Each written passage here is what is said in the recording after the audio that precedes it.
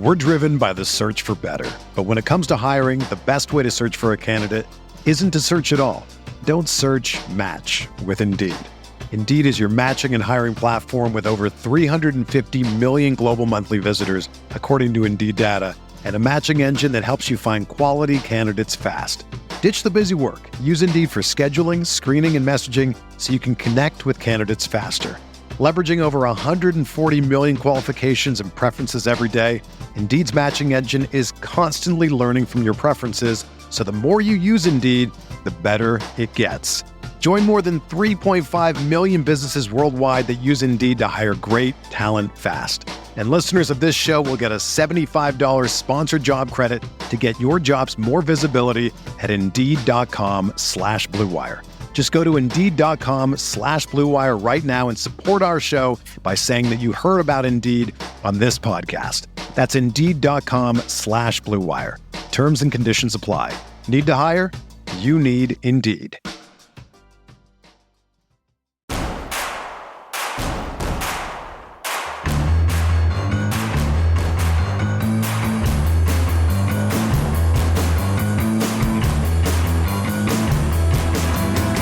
From your favorite source for Chicago White Sox talk, delivering news, interviews, analysis, and more. This is the Sox Machine podcast with your hosts, Jim Margulis, James Fegan, and Josh Nelson.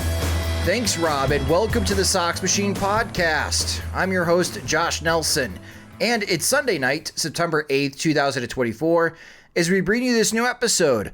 While many of you were out enjoying a wonderful weather weekend in Chicago, or you didn't, and you just stayed home all weekend watching football on Saturday and Sunday, the White Sox did play games in Boston, and in true Sox Machine fashion, we watched the games so you didn't have to. The White Sox, again in true fashion, lost another road series, but they did win on Sunday, and that's significant because it was a game started by Chris Flexen, which means the White Sox losing 21 straight games that Flexen had started is over. We'll recap the action at Boston, including an update on the White Sox home run leaderboard. Also sounds like Nick Nastrini is going to the White Sox bullpen, which is significant news.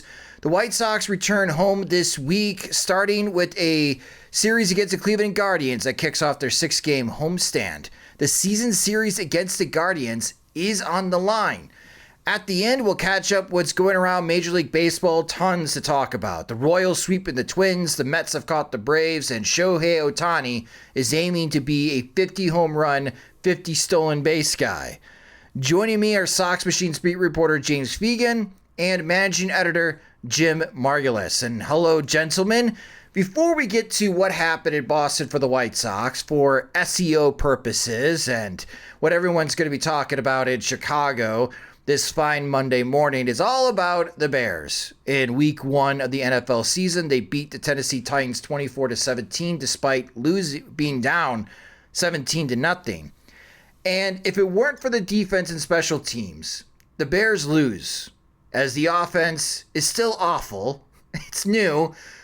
There's a long way to go, but they did not look good against Tennessee, despite having Caleb Williams.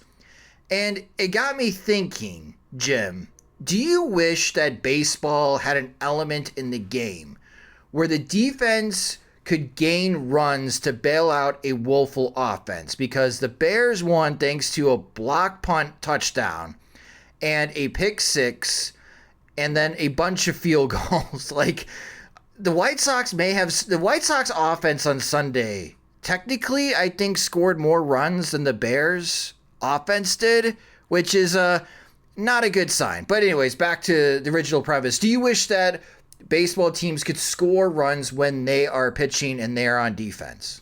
On one hand, watching the White Sox over, past, I don't know how many years, maybe after like the, Jose Abreu's decline started for good. That's just building an offense becomes so difficult to come by that, you wish there was some way for like a pitcher to unlock a run if he, strikes out 3 in a row or, somehow, just kind of like a pinball a little bit, like just hit some bumpers that all of a sudden set off like, oh, here's you can start your next inning with a runner on third because you made this play, or you retired so many in a row.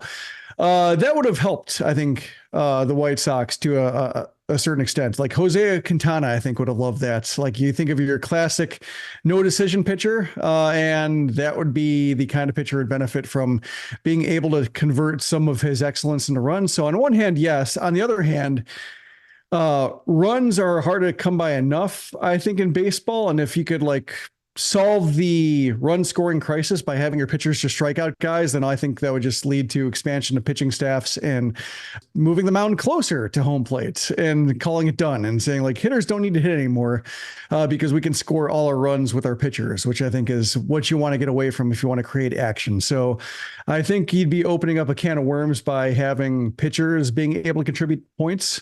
But it is, I think Chris Getz would like to, just because that was the whole flaw in his plan, was, creating a higher IQ baseball. But if they don't score runs, then it still looks bad, because any mistake just hurts that much more, knowing that the one mistake you made is the one that already put you behind for good. And any other mistake just compounds it and makes you look incompetent. So, yeah, I think that's where the White Sox are right now, is that any runs that can be scored that don't include the offense holding bats, I think they'd be in favor of it.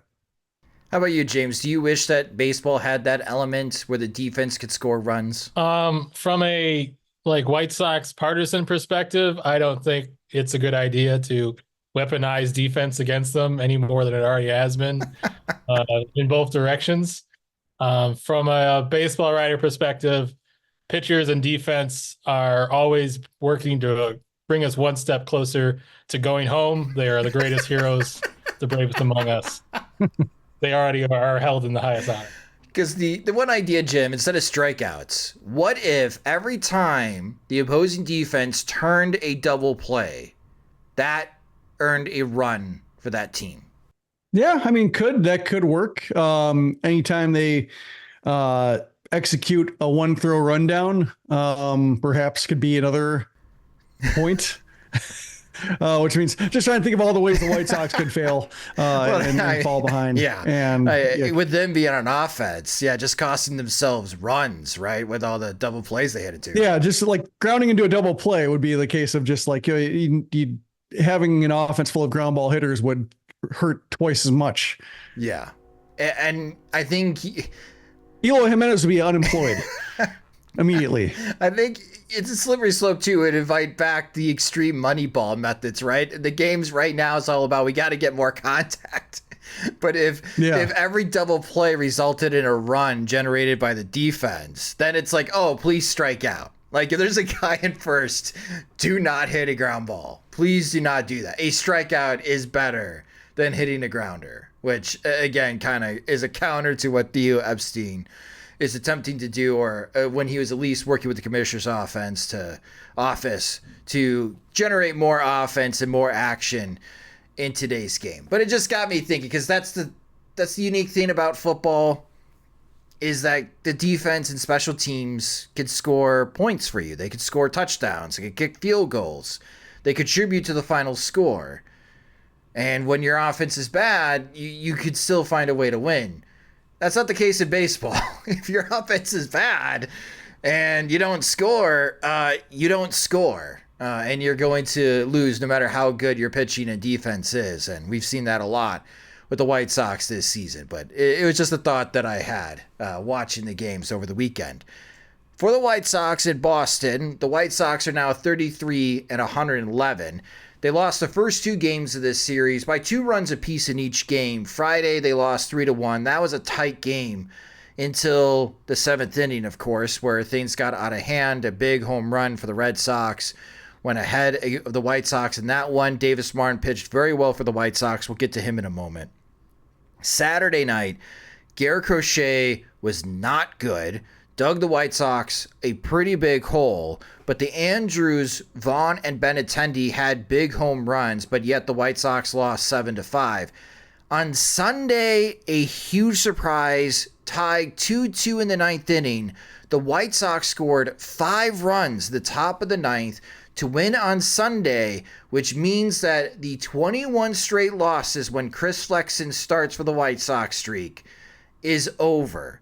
And during this stretch, Flexen had another quality start against the Boston Red Sox. And during the 21 straight losses streak, he had 6 quality starts.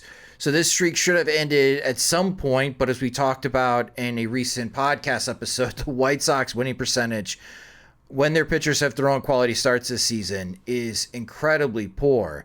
Flexen went 6 innings, allowed 6 hits, 2 earned runs, walked 1, and had 6 strikeouts. The 2 earned runs were both solo home runs.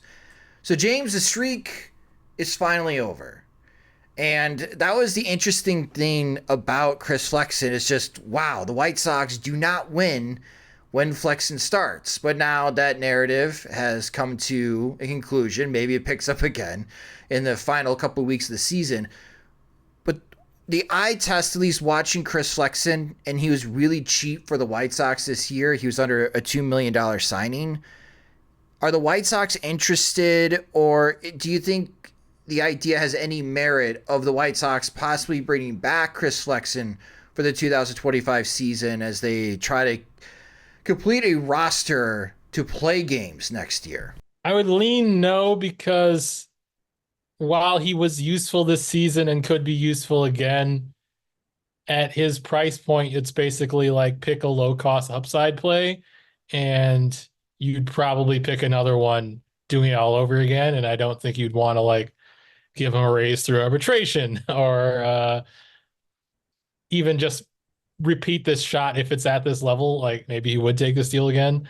This is better than last season, but still not something that's going to command a bunch of guaranteed offers on the open market. But I think you're kind of saying who's your guy who you think is undervalued here, not someone like, let's buy market value at 1.75 million. I think you're trying to look for an upside play.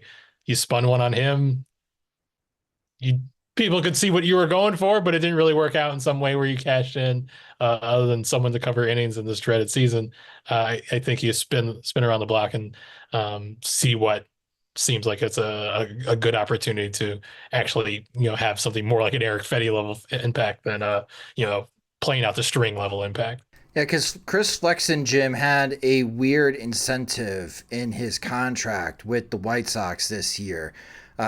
Weird that he had stipulations that if he was in the running for Cy Young, which is bold. But Flexen has now pitched 143 innings for the White Sox this year, and he receives a $250,000 bonus on top of his $1.75 million salary this season for reaching 75, 100, and 125 innings. So Flexen has earned another $750,000 with the White Sox this year. So he's getting $2.5 million from the White Sox. He's got a chance. He's at 143 and 2/3 innings of reaching 160 innings, which would be his final bonus amount. So he could have earned an extra $1 million if he reached 160 innings this season. What do you think about that idea of possibly bringing back Flexen, Jim? Because to James's point, Flexen is ARB 2 in 2025 eligible for the White Sox, which means that they would also have another year of control in 2026 if they want with ARB 3. Kind of reminds me a little bit of the situation last year with Touki Toussaint, who, along the same lines of coming out of, kind of just this waiver wire, jumping between teams, getting picked up and dropped, and Flexen had the same thing. Toussaint has like a more live arm, and you kind of understand like how much power he has versus Flexen. Whenever he gets guys out, it feels like a little bit of a miracle when he gets a 1-2-3 inning. Toussaint, when he's like throwing strikes, makes sense. Problem is he doesn't throw strikes. So they approach it a little bit differently, but I think the same idea with both of them is that when they're on the roster, you're kind of fixed into somebody who's not going to provide a ton of upside. Like Toussaint provides value in the sense that he seems to have a rubber arm and that you can throw him for extended appearances, maybe not in traditional rest patterns, and you don't feel too bad about doing it. And he seems to take the ball to, varying degrees of success, but he's saying yes. and Flexen, gets through 5+ innings, he looks like he might qualify for the ERA title. And if you do that, if you throw 162 innings in a year, that's like a certain base level of quality you're giving, because nobody can be forced to throw 162 innings. Like it's, we've watched it plenty when it comes to 6th, 7th, 8th starters. Like you don't want to see those guys for 162 innings. So if Flexen gets there, he'll have done something well enough, even pitching for a historically bad team, that made him watchable for that long, or made him efficient enough to where it's not like committing some form of cruel and unusual punishment to have him going like 5 innings and 140 pitches or something like that. Like he's getting through the average inning with, an feasible amount of stress. So like they both provide value in certain ways, but it's also like when you lock in a guy for a guaranteed salary, and if he's out of options, then it just reduces your flexibility. And I think probably going into next year, having a fair amount of guys who will be either auditioning for back end spots, like Kai Busch is somebody who, might not have been on their in their top 5 coming into the season, but probably is in their top 5 internal options after everybody, is non-tendered and, hits free agency and such. And, if he's your 6th, 7th, 8th guy going into the season, like you're in pretty good shape. So I think there's benefits for the White Sox to have flexibility versus having guys who are going to be under contract, who might be out of options, who might require some crossing fingers to get through waivers and such. So I think that's probably where their emphasis might be, is trying to maintain flexibility with the pitching staff, because I think that's the one area where they have guys who, if they roll with them, you feel like, okay, we're seeing progress. We're seeing the ability to help add pitches during the season and adjust arsenals to get righties and lefties out accordingly. And they might save the actual cash and fixed roster spots, whatever, for the hitters who the solutions on that side are in much shorter supply. Well, that's going to be one of the decisions for everyone, is what to do with Chris Flexen. He'll be part of your tender, non-tender when it comes to arbitration. R2, what are we looking at, James? Maybe $3.5 million for Flexen if he is making $2.75 million this year? Sure, I guess just that sounds right. It's just going to be slightly more than completely negligible, which I think was kind of the selling point of going after this, or why this was such a potential ROI opportunity. $3 million is probably it's literally what you paid for Mike Clevenger, which worked out great. Worked out very poorly as expectedly by us, but is theoretically what you would shell out for a reliable veteran without real upside, but a very acceptable baseline of performance you would anticipate. So I don't know what you want to pay for Flexen after this year. Yeah, the overall stats for Flexen are not pretty. He's still got a 5.26 ERA this season. He's projected to have 3 more starts if he can get there, which would give him 33 games appeared, 30 games started for the White Sox in 2024. Again, he's currently at 143 2/3 innings, so he needs about 16 1/3 innings left in those last 3 starts to get to 160 innings to earn his last $250,000 bonus. So at least someone's got something to pitch for with the White Sox before this season ends. Chris Flexen's got some money on the table.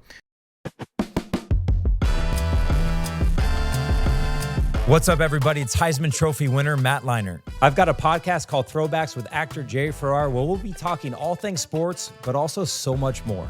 We'll give you the behind-the-scenes stories from my days as the quarterback on an iconic college football team to Jerry's days as a star on an iconic TV series. So subscribe to Throwbacks wherever you download your podcasts and follow us on all social media at Throwback Show.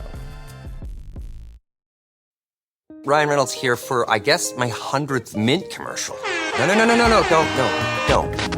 I mean, honestly, when I started this, I thought I only have to do like 4 of these. I mean, it's unlimited premium wireless for $15 a month. How are there still people paying 2 or 3 times that much? I'm sorry, I shouldn't be victim blaming here.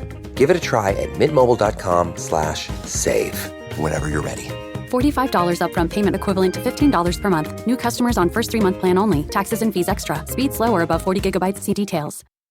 Davis Martin, 6 innings, 3 hits allowed, 1 earned run, walked 1, struck out 3. He did hit 3 batters. But the dart, Jim, still pitching well. 8 games this year. He started 7. The White Sox are being careful with his workload, but in 38 1/3 innings, he's got 35 strikeouts of 15 walks, and Martin's ERA is 3.29. And I tweeted this out when watching on Friday. I've always been bullish on Davis from what we saw in 2022 because of the velocity jump. I remember watching him at Texas Tech, and yeah, he threw 90, 91, but all of a sudden he's throwing mid-90s. Where did this come from? And he was a pleasant surprise for the White Sox, especially towards the end of 2022 before he got hurt in the last game of the season against Minnesota. But for him to pitch the way that he has, and even like with the way that Jonathan Cannon has been throwing, I'm growing more confident that the White Sox could roll with Davis Martin and Jonathan Cannon to lead the back end of their rotation, be their number 4, number 5 starters. I don't know who are going to be the front 3 guys to lead the rotation. I'm very high on Hagen Smith. Noah Schultz, there's a lot going against him. Being super tall, a high school pitching prospect. I don't remember the last time a White Sox high school pitching prospect made it to the majors and had any type of success. I'll have to look into that real quick. Hector Santiago? Was he drafted by the White Sox as a high schooler? I thought he was out of high school. Or was... Yeah, he was 30th round. Okay. 30th round, which is a round that doesn't exist anymore in Major League Baseball. Yes. Out of high school. High school. Okay. So he's trying to be the first pitcher since Hector Santiago, which Hector, he had his moments. But we're all hoping... we're all hoping that Noah Schultz has a better career than Hector Santiago. But how are you feeling about Davis, Jim? Because again, coming off of injury, missing all of 2023, are you on my level as far as optimism, what Davis could be for the White Sox? Or are you still wait and see on how he handles as far as his return back to the majors? I think the components are fine. I think it's just more a matter of, is he somebody who can stay healthy with the way he's throwing with the velocity jump? When you have a Tommy John surgery interrupts, after a half a season, after, making some big strides with just how good his fastball was, there is some concern that, perhaps his body's not used to it. And I guess the good news is that he is, what degree does he have, James, for physical therapy? He was working on as master. Yeah. So like he has a vested interest in just, how, biomechanics work and such. And you would think that he is probably doing as much as anybody to ensure that he only has one Tommy John surgery and no cascade issues that stem from mechanical changes. But, he seems very, open to suggestions, and he seems pretty laid back when it comes to just, what Brian Bannister has suggested with the changeup, the fact that he was able to gain velocity. The White Sox don't have a lot of those success stories of college draft picks coming over and realizing that, we've unearthed somebody who just wasn't being really developed by their college program. I think that's pretty cool. So, yeah, I think Martin is fine. When it comes to him and Cannon and such being 4th and 5th starters, I think one of the benefits of the rotation is that if you have a rotation full of 4th starters, you're okay. I mean, you're not going to contend necessarily for a postseason spot, but in terms of watchability, if you have somebody who deserves starts at the major league level every time out, you're probably ahead of a lot of teams who are just trying to scrape and get by. So I'm not so worried about the ceiling of these guys as much as I'm worried about, do they deserve a chance at 28 or more starts in the season? I think Cannon's gotten to the point that, he deserves to get that long look because he's watchable. He throws strikes. And then when he gets beat up, it tends to be, getting hit versus somebody like Nastrini who buries himself. And Martin's the same way. Like he's, his track record in terms of being healthy at the major league level is shorter than others. And he's been managed carefully to make sure that he comes back okay. But he's, what he's shown at the major league level is that he attacks hitters. And that's, I think, what you want is somebody who can throw 5 innings. And the times he comes up short, it's because he's, it's nothing that his arsenal doesn't compete or that he's just unable or lacks the confidence, lacks the ability to repeat strike throwing to the best of the best. So that's why I'm not necessarily concerned.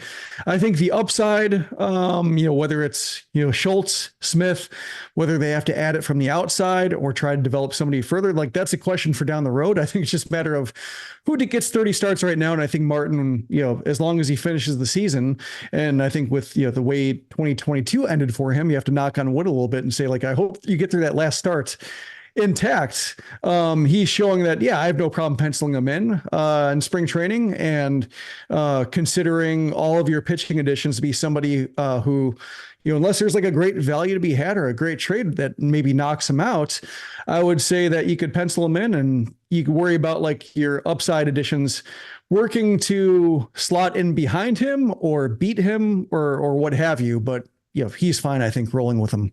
Garrett Crochet did not have a very fun Saturday night. That was a nationally televised game. A.J. Brzezinski was on the call for that game on Fox. Crochet only lasted 2 innings. He allowed 5 hits, 4 earned runs. The Red Sox blitzed him early. Crochet did pick up 3 strikeouts before he left with 1 walk. Prior to that start against Boston, Crochet did have what I would consider 3 straight good outings. He struck out 21 batters in his previous 3 outings in Boston, over 11 1/3 innings, allowed 4 earned runs during that time. But James, you wrote about this on SoxMachine.com, and you also tweeted that since the All-Star break, Crochet's ERA is above 7. And I know it's all about trying to get Crochet across the finish line, and we've already talked about it a couple times just in this month in recent podcasts. Like, when are the White Sox going to shut him down? Is this working for everyone involved? Like, with keeping him below 60 pitches? And because it just seemed like when Boston was beating him up early, I don't know if Crochet just gives this look like he's not interested on the mound, but he looked like he was just upset with everything that was going on regarding the situation. And it just sounds like he's not been very happy to have, what is this, a regulator, a governor on him. Yeah. I mean, he's certainly pissed. I wouldn't say he looked like unengaged. He's a fiery dude. I think he's in a tough spot because it doesn't seem like he can really feel like he gets going, or like he can't really get into like a great rhythm and stack up innings if he is rolling. And then if he gets hit early, he's trying to fix it really quickly because he knows his pitches are limited. So it's definitely making him uncomfortable. It's not suiting him. But I think he also views it as a compromise. He really wants to keep going. He really wants to build up stamina. He would love to hit 150 innings. He would love to hit, his full season of starts and feel like he was used to doing that and being like getting up every 5 days for the next, season, because, the Dodgers are going to need those innings, and it's really important that he's ready for them. But in terms of the results, like, it's not good for the White Sox. So they're not really in a position where like, hey, this is unacceptable. It's something that they really like. The Crochet starts like having a 7 ERA, like it's probably the worst of anybody in the rotation in the second half that they haven't just booted, like Nastrini or Bush. But I don't think they're really in a position to be super picky about it, and they don't really necessarily have MLB ready arms or Major League ready arms that they want to stack a bunch of innings on right now. Like, I don't think you want to pile on Kai Bush with the way he's looked recently. I think Nastrini was kind of your most eligible dude to really step into that whole rotation.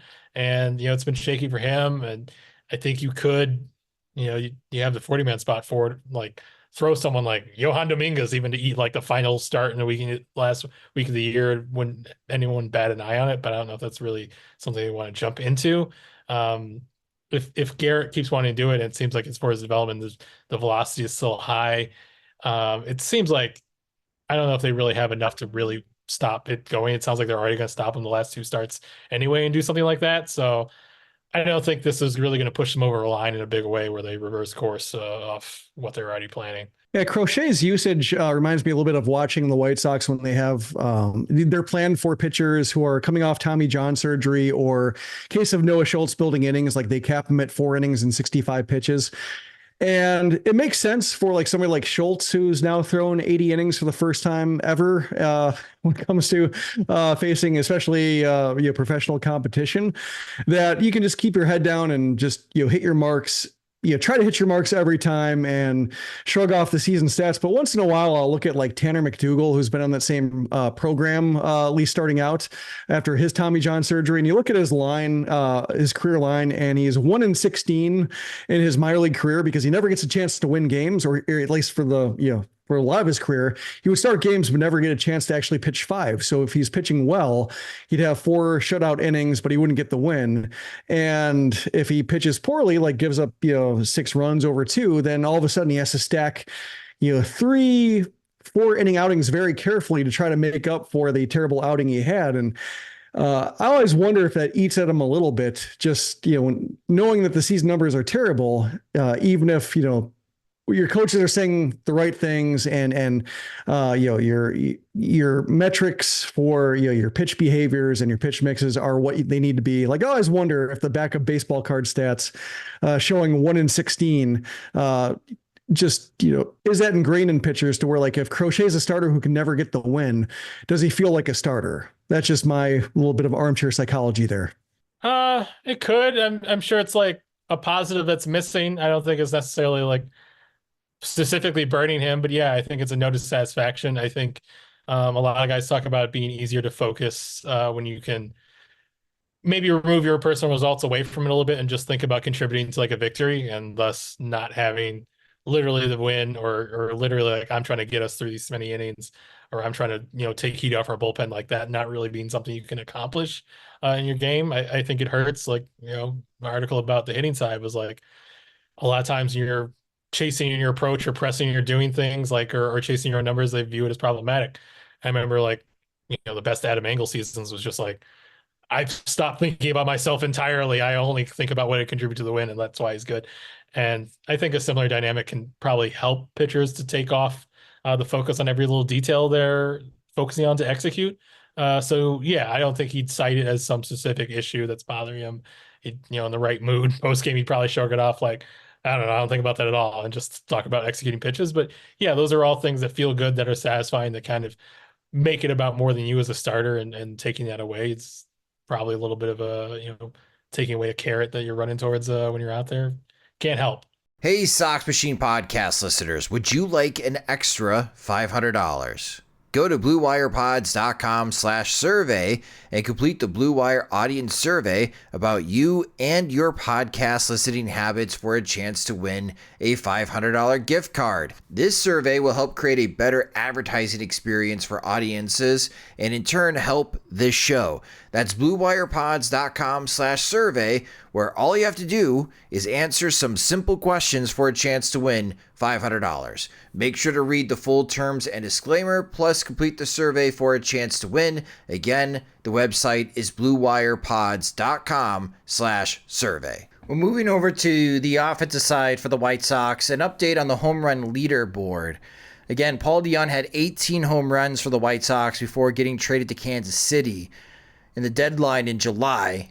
He's still leading the White Sox, but Andrew Vaughn hit a home run over the weekend. He's got 17 for the season. Vaughn had a good series against the Red Sox. Vaughn went 5 for 11 with that home run and 2 RBIs. Andrew Benintendi also hit a home run over the weekend. He's got 16 for the season. Benintendi, back at his old stomping grounds at Fenway, went 5 for 12 over the weekend with that home run and 4 RBIs. In Benintendi's last 30 games, he's got a 954 OPS, and it's a pretty slash line, like 283 batting average, a 369 on base percentage. He's slugging 585 with 8 home runs and 22 RBIs. So if you were in the fantasy baseball playoffs, Andrew Benintendi has been like a minor godsend for your team with the way that he's been hitting the last 30 games. And then behind Andrew Benintendi, fourth for the White Sox, is Luis Robert Jr. Confidence meter, Jim. How you feeling right now with the home run leader update? You wrote about this in SoxMachine.com after the weekend in Boston. Vaughn and Benintendi are right there on DeJong, right on the heels. Do they find a way in the last 18 games of the year to finally get by him? I think so. I think there are strength in numbers here. I feel confident that Paul DeJong will not be the home run leader. That was a little bit concerned about that, just with when it was they were 4 away and Vaughn is going through some nice weeks followed by some prolonged offers, and Benintendi is still talking about how he's not quite healthy all the way, and it's more about mechanics more than anything physically that's helping him out, and just thinking, oh, it just takes one wrong step and then he's back on the injured list. And that made me a little bit concerned. But now I think there's one of these guys has to get past DeYoung. So I feel better about, DeYoung being traded in late July and still leading the team in homers, looming over everything, just like seeing Yohan Moncada for the longest time being like the second most valuable position player, even though he stopped playing in early April. Just doesn't look good. It doesn't look good for anybody involved. It doesn't look good for the position players. It doesn't look good for the front office. Doesn't look good for the guys in between.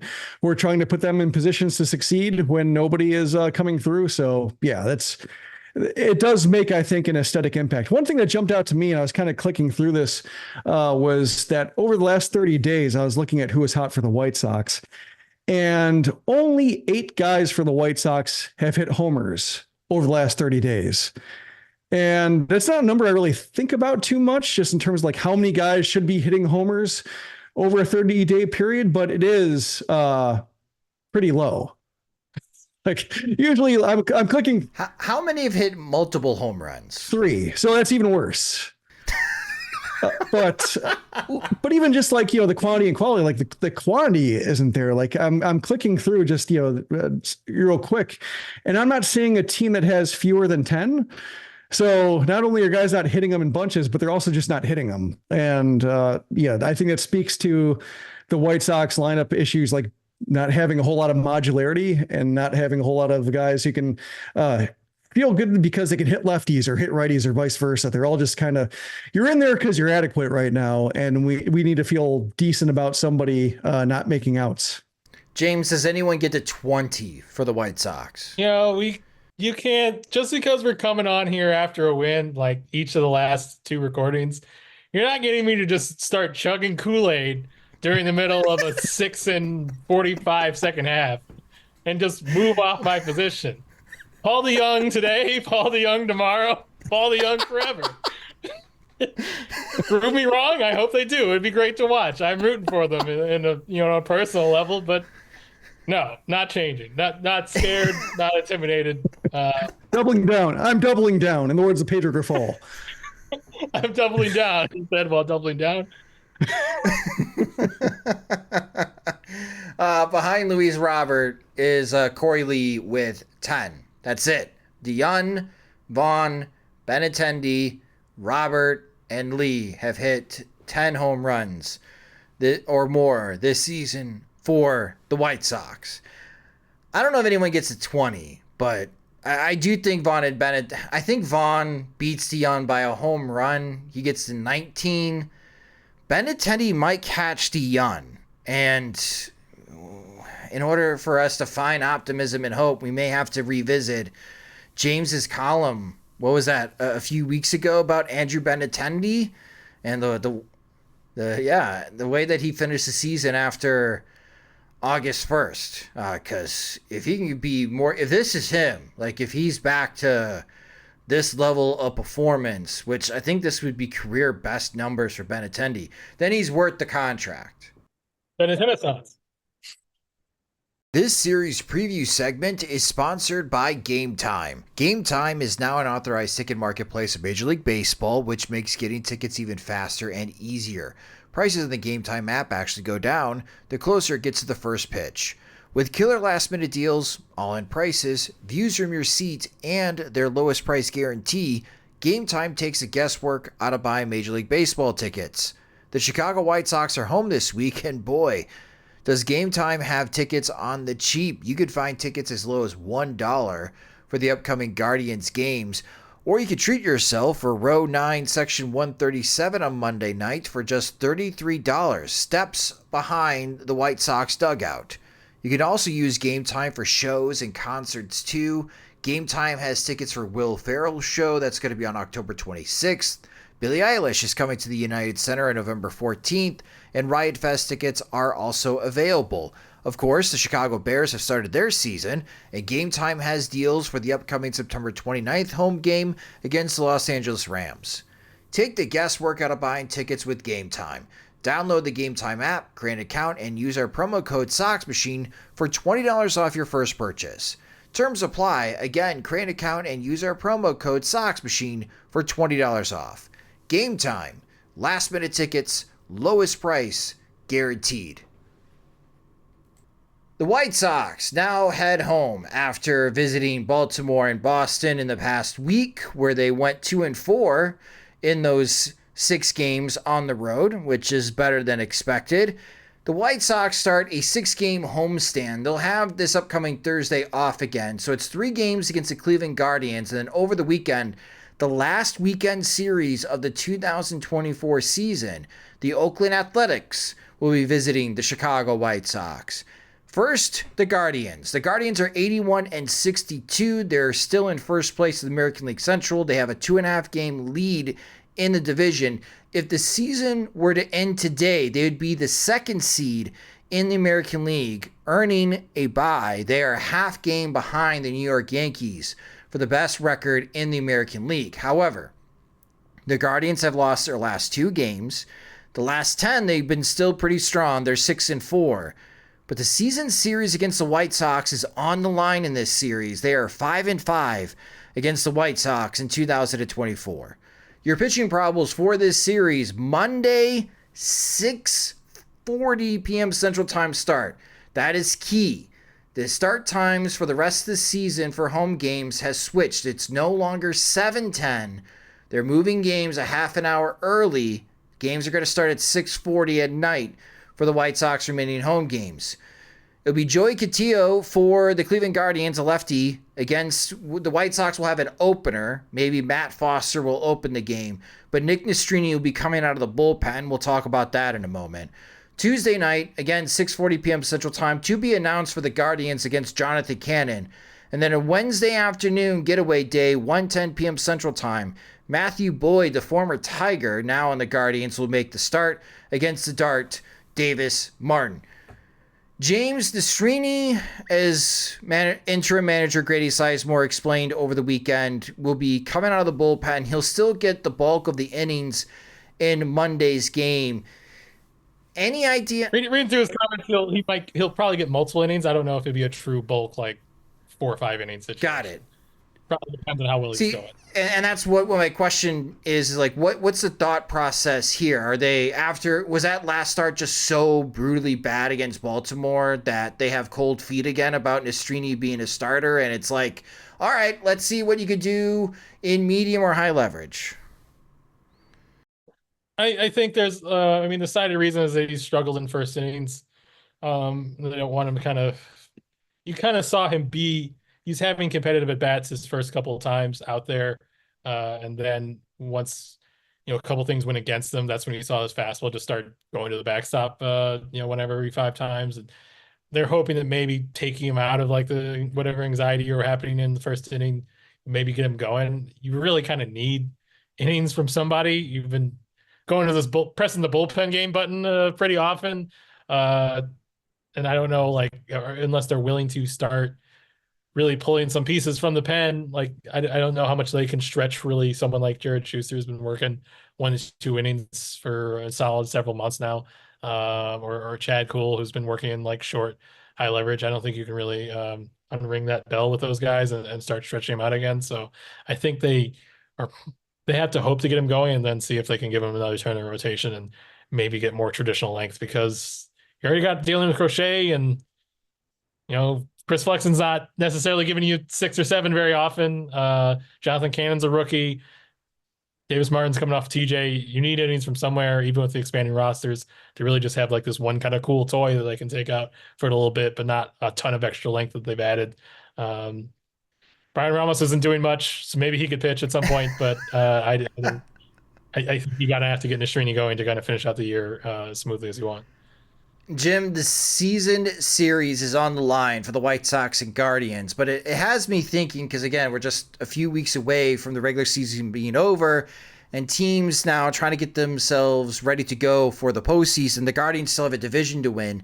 The Royals are not letting them off the hook. Again, that lead has been cut down to 2.5 games.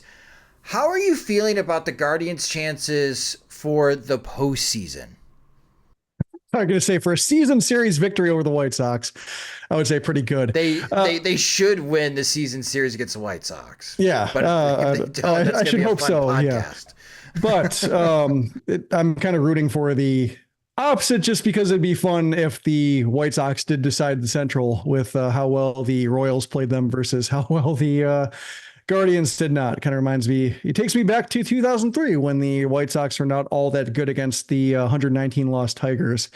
So there is a little bit of a precedent there, but they just, they always feel like the same team. The Guardians, like who we saw them last year, struggle just, when it comes to the long ball and just, being somewhat offensive limited and just having two guys in the lineup. And for a while, it seemed like they were going to get away from that with, Naylor making strides and Fry being, awesome in the first half, and Kwan looking like he leveled up when it comes to power and being more than just a slap hitting on base guy. And, Noel's had some moments, but like there still isn't that, I guess, sector of the lineup outside of, Ramirez and Naylor. Like you have 34 homers, you have 29 homers, and you have 13. So it's still not the long ball oriented or a team that seems like it can put together 4 homers over 5 innings and just shell a starter and completely screw up another team's pitching plan. So to me, it's like they're running the same playbook of having, good pitching, deep bullpen, and trying to ride that all the way through. And it just seems pretty tough when it comes to October, and every team pitches well. And it's just a matter of like, can you have instant offense or as close to it? Can you score runs with as few hits as possible? And I think that's where the Guardians might struggle again.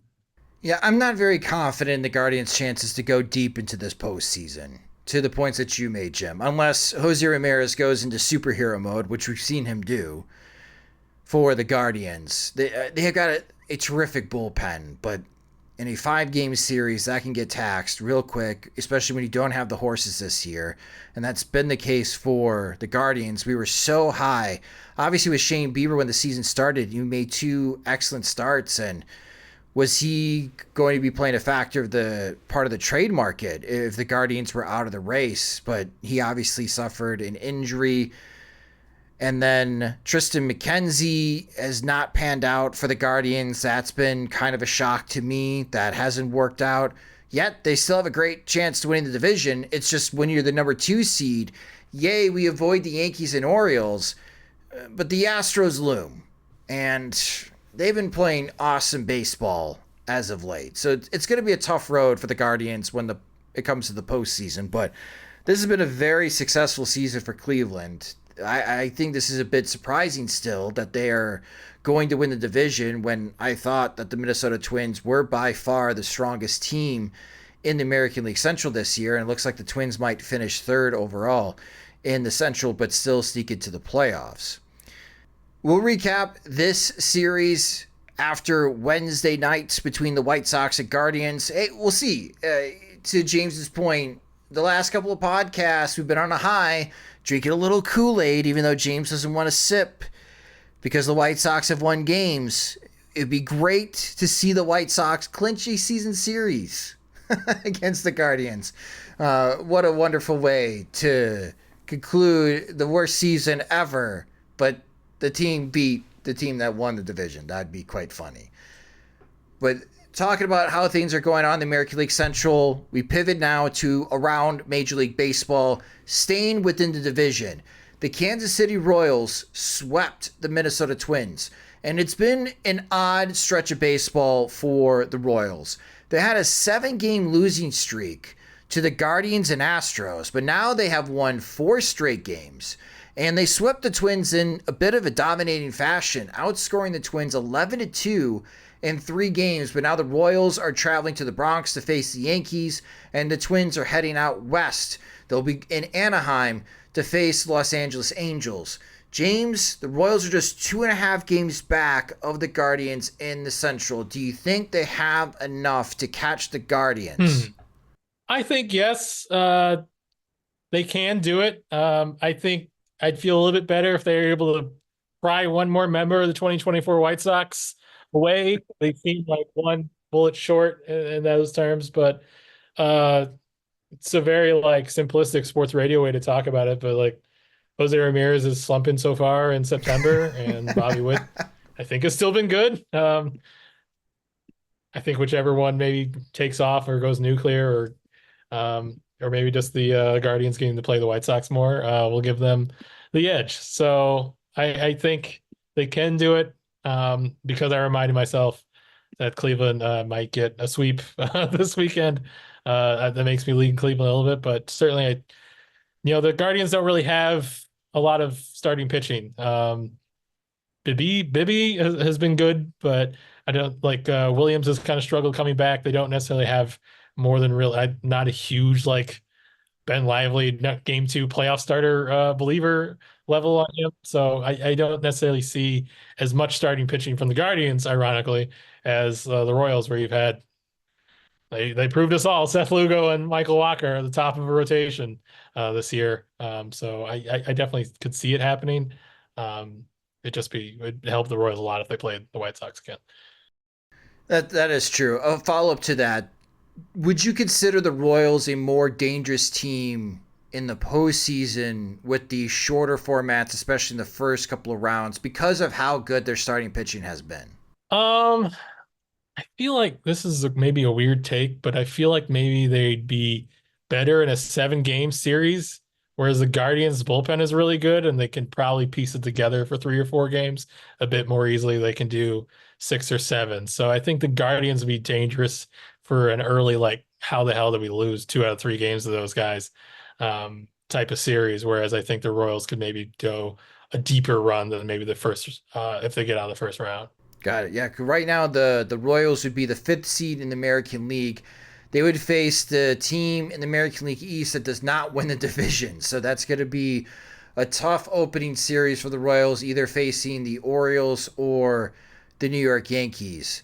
Jim, what are your thoughts about the American League Central and how things have shaked out, with now the Royals firmly in second place behind the Guardians? I'm hoping that this is the way it ends. Like, there's been such fluctuation with how well the Royals are, whether the Royals look deep enough, whether the Twins are healthy enough. And just when it looks like they're putting it together, something falls apart. They blow late game leads. Everybody is just panicking. And the Guardians have been like the one team, even though they did fall into a tie, that's been able to like stay above the fray a little bit and feel confident that their plan is working, even though their plan sometimes feels like the most tenuous of them all, with just 2 good hitters and some decent defense and a great bullpen, but hoping that all sticks together. But when I look at the playoff race and looking at the Twins and just how, they really haven't been able to put it all together yet. They're still, at least right now, the favorites to make the postseason still.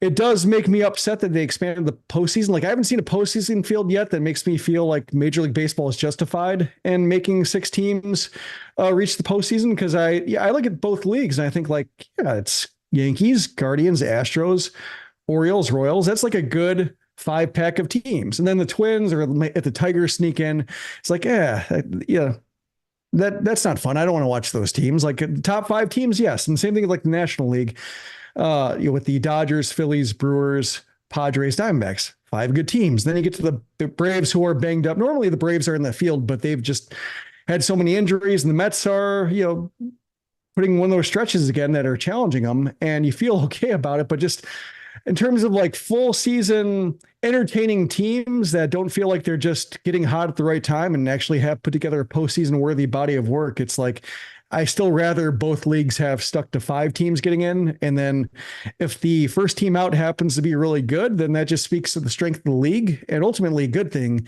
even if it's bad for that one team that missed out. Yeah, because if you take out the games against the White Sox, the Twins are below 500 this year. They're 64 and 66 against everyone else. They're 12-1 against the White Sox. Yeah, 37 and 51 against teams above 500. So, every team has a worse record, or, at least most teams have a worse record against winning teams, is how it works. But the Twins definitely stand out in terms of just how much they've gotten by with bum slaying. And as Jim mentioned, Detroit is lurking. So the Tigers have left past the Boston Red Sox, and they have caught the Seattle Mariners with the overall record, even though they're 4th place in the American League Central. Very weird to say that the 4th place team in the American League Central would be second place in the American League West and firmly in third place in the American League East. But that's how this division is shaked out. What's working against the Tigers, they lost the season series to both the Twins and the Guardians. Very close. They went 6-7 against those teams. But what's working for the Tigers, they have 6 division games left. 3 against the Royals, 3 against the White Sox. And this week, from Tuesday through Thursday, the Tigers are at home playing against the Colorado Rockies. So something to pay attention to when you're scoreboard watching and seeing how things are shaking out. The Tigers are 3.5 games back of the Minnesota Twins. But as the Twins have struggled as of late, getting swept, the Tigers just picked up 2 games over the weekend on Minnesota. Can they pick up more games this week? Can they get it within 2? Because if they can, they finish the season at home against the White Sox. So we may have some drama at the very end with the American League wild card, but the Twins still have some buffer between them and the Tigers. And as Jim mentioned, the National League wild card drama, the Mets have caught the Braves. Their season series tied. They're 5-5 against each other. The last head-to-head series is September 24th to the 26th. So those are some big storylines as far as in the standings. I go to you guys now. What is catching your attention around Major League Baseball, James? Well, to be really pretend like I'm like basically riff my presentation from the class and just based on the last thing I saw, obviously Verlander getting knocked around, put his ERA over like 5.30 or at 5.30 for the season. As much as we talked about the Astros and they are kind of seemingly running away with the AL West, they're certainly more beat up a version than we've seen in past years. So whether or not they get to the point where they have to kick Verlander out of the playoff rotation or not include him, I think that'd be an interesting decision for them. I think certainly under previous management, they probably stick with their guns, their old guys they've been with until the bitter end. Whereas I don't know if Joe Espada is as inclined as Dusty Baker to kind of stick with somebody who's obviously delivered them literal championships in the past. Your mention about the lack of high school pitchers sent me down a rabbit hole. Do you want to count David Holmberg as a successful high school draftee? He was worth -1 WAR, so maybe not necessarily usually how you quantify a successful draft, but pitched 51 games in the big leagues. And the most absurd of facts, in 2008, the White Sox used 2 different picks on high school catchers who went on to produce a combined 20 WAR in their major league careers from a traditionally barren project with no success.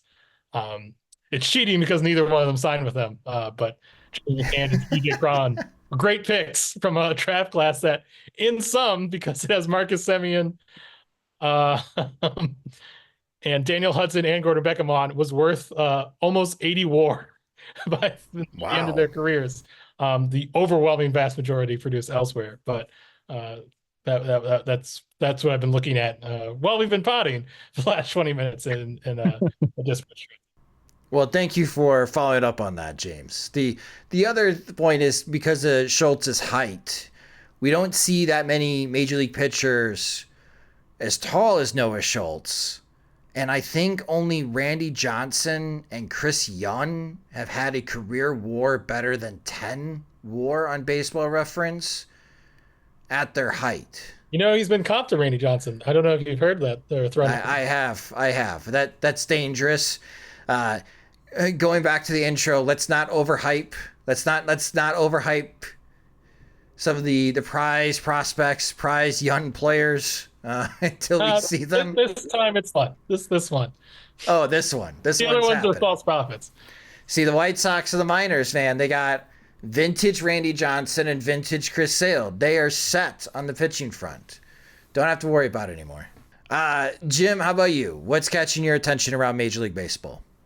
I didn't realize how good Vladimir Guerrero Jr. had been in the second half. Batting .399, 14 homers, 1233 OPS in the second half. Basically doing like the Albert Bell thing with the White Sox, where he has Bell had the greatest maybe single season, at least when it comes to counting stats. in White Sox history, but he did it all in the second half. Like all that production came after the White Sox were out of it, and this is just garbage time production, and it didn't really mean anything to the. It was individually very impressive, but did not. It all happened after the White Sox chose their direction for the rest of the year. And it would have been a lot more helpful over the first couple years, or at least 1.5 years of his White Sox career. And so I'm curious what this means for him and what it means for the Blue Jays in terms of just where they go from here, what the front office does, what the front office will be, because having this version of Vlad Jr. around the first half could have maybe changed whether they were buying or selling or how it all came together. But he did kind of lag behind. I'm looking at his first half numbers.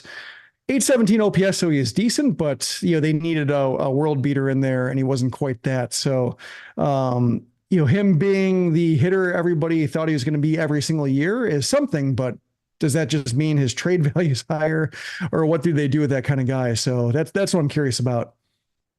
Going nuclear before your last ARB hearing, or having it right before you opt out and getting $65 million from the Orioles sounds pretty clutch production for both of them.